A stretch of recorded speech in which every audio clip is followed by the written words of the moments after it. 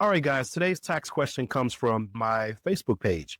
Bill is asking, if I owe the IRS, what happens when I die? Does my family have to pay it? Does the IRS come after my kids? What about my wife? I see this question from time to time, and the answer might surprise you. Your family does not inherit your tax debt per se, but there is a catch. Let me explain exactly what happens. When you die owing the IRS, the debt doesn't just disappear. Your estate now becomes responsible for the tax debt. Your estate is everything you own, your house, your bank accounts, your car, your investments, all of it. Before your family gets a single dollar of inheritance, your executor has to pay the IRS from those assets. Your family doesn't pay from their money, but your estate pays from your money that you left behind before they inherit anything.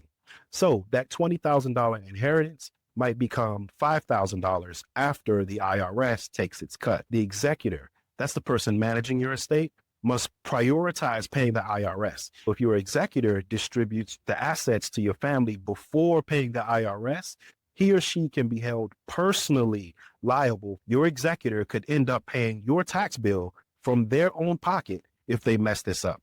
Your heirs and beneficiaries are generally not responsible for paying, but your surviving spouse is an exception. She might be liable if you file joint tax returns together. When you file jointly, both spouses are liable, which means that the IRS can collect the full amount from either spouse. So here's what actually happens. Your executor files your final tax return for the year that you died, plus any unfiled returns from previous years.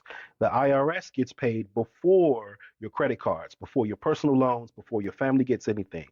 But what if your estate doesn't have enough money to cover the tax debt? If your estate is insolvent, the IRS will stop its collection efforts and write off the remaining balance. Now, here's where people get into trouble.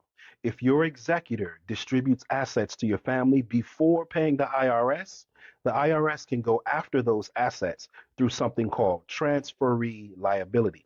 They can claw back the inheritance that your kids received up to the amount that they inherited to pay your tax debt.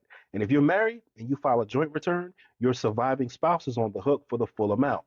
Even if you were the only one earning income, your spouse signed that return and now they're liable.